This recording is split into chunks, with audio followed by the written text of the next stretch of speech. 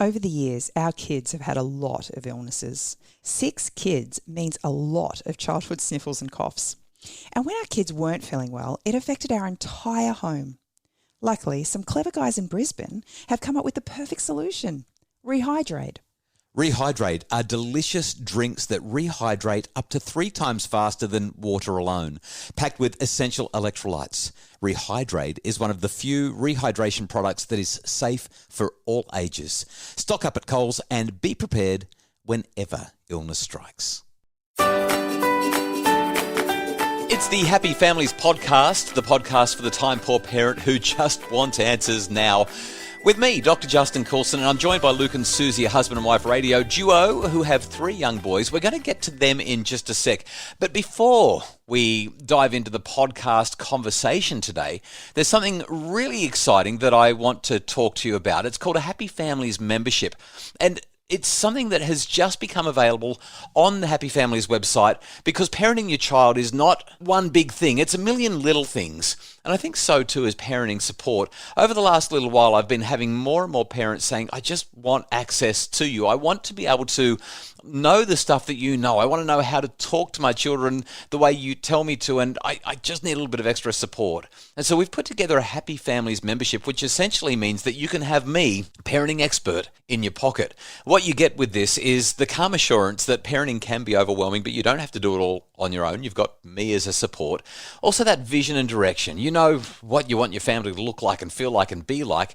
My job is to help you get there. And it's with solutions that you can trust. I want to give you evidence-based answers for all of your parenting predicaments.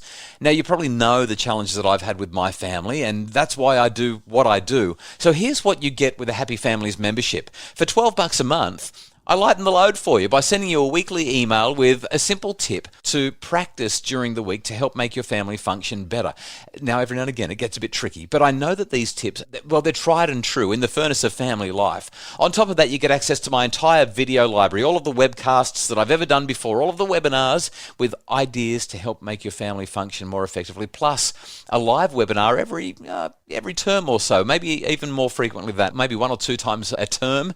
There's ideas for connecting with your family, having fun with your family. It's all in this membership where we really move the needle for your family. Now, if you want the premium membership, you also get access to Q&A sessions with me. You might even end up a family under the spotlight, and you'll get access to my exclusive podcast, Parenting Perspectives, that is not available via your usual feed. You need to be a Happy Families premium member to be able to access that. So please go to happyfamilies.com.au so that you can find out more about those Happy Families memberships. I think they're going to add extraordinary value to your life, and I would be so delighted to be able to have that opportunity to work with you a little more closely. Now, on with the usual podcast. In this conversation, I talked to an exuberant Luke and Susie about why we even need parenting experts. Dr. Justin Coulson from Happy Families. Justin, hello. We have probably never been more informed and had never had so much access to psychology and studies and research and understanding about how kids and people work, and yet it is so darn confusing. There's more science than ever. There are more opinions than ever. And it may actually be that overwhelming abundance of information that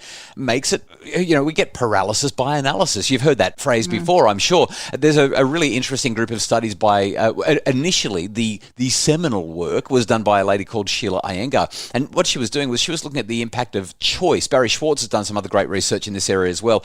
The impact of choice on our ability to make decisions. And what the data seems to suggest is that the more choice we have, like we think Netflix is going to be amazing because there's so much to choose from, but the more choice we have, the more frustrated we become, and the less likely it is that we'll do things. And I think that might be a little bit about what's happening with parenting.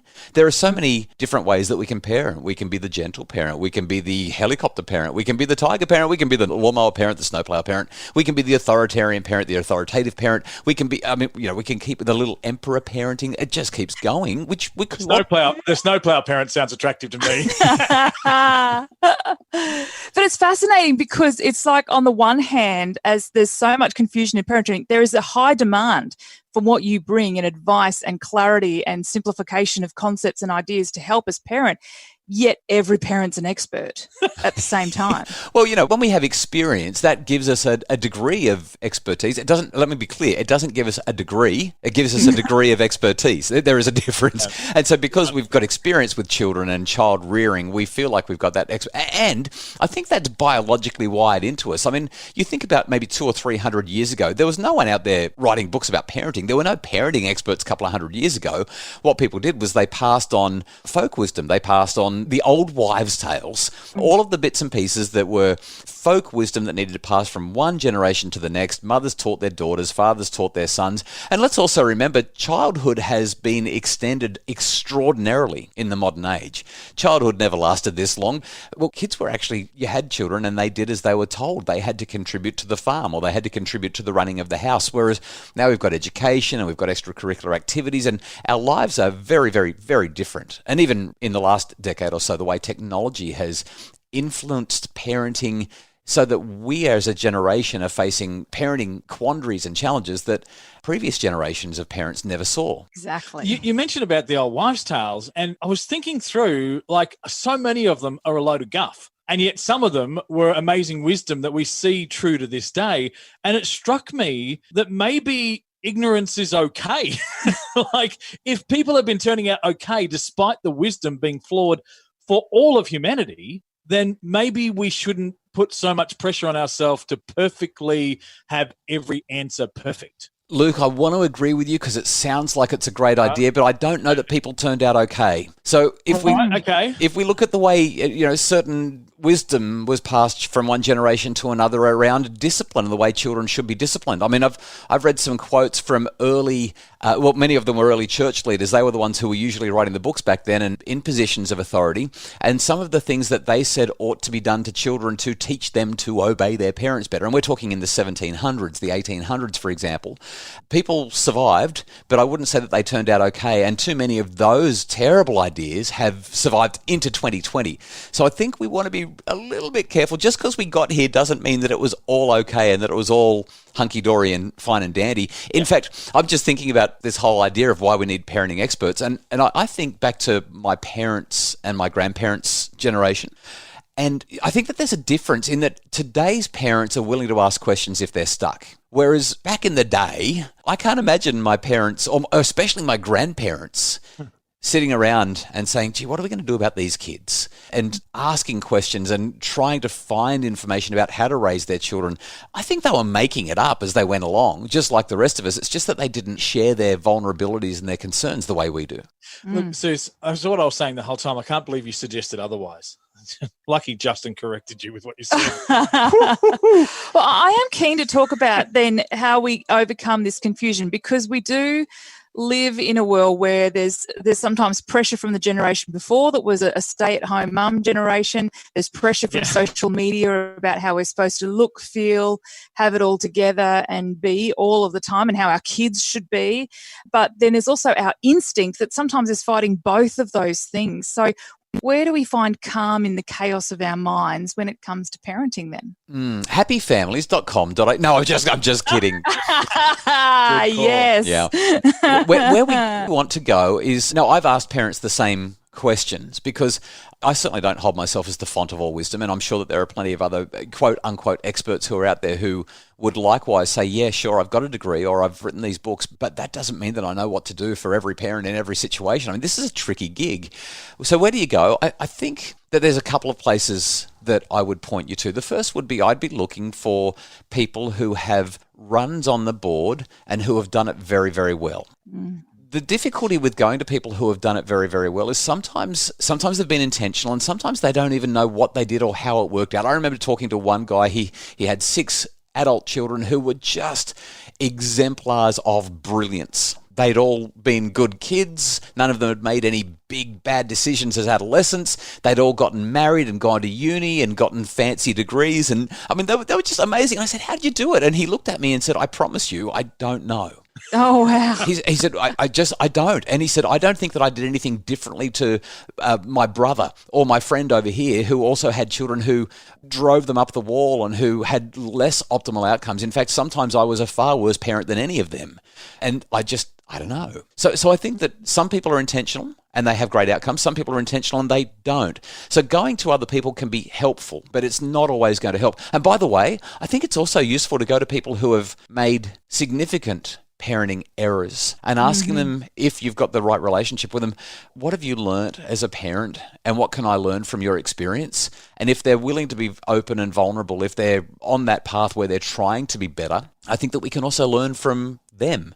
There's definitely some value in talking to people like myself, and this is not a self-promotional conversation, I promise, but if you're talking to somebody who's got the PhD in psychology and who's got the runs on the board with their own children and who has done the heavy lifting, that cognitive introspection, the hard work to tease apart hard answers, then you're always going to get great information there. There's one other place that I think it's worth highlighting that we should turn to, and I think that's God. We can get answers to prayers when it comes to the raising of our children. If we want to raise them well, then we should pray and ask for help. And not everybody has a faith background, but there are different ways that people can find those answers. For some, it might be through mindful meditation. For others, it will be through prayer. For others, it'll be holy works of writing.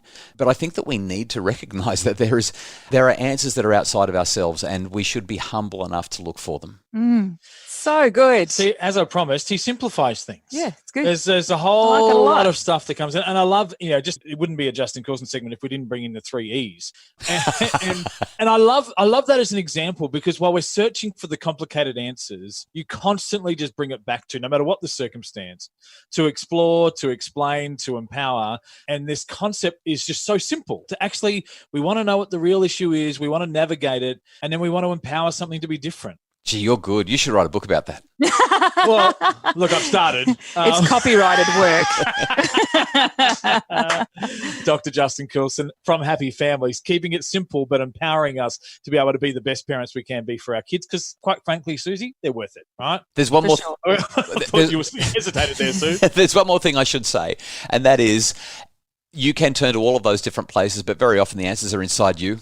Don't feel like you need to go to an expert all the time. Sometimes, yes, but sometimes the answers are just inside you. Take advantage of that. Beautiful. Dr. Justin Coulson, thank you so much for your time.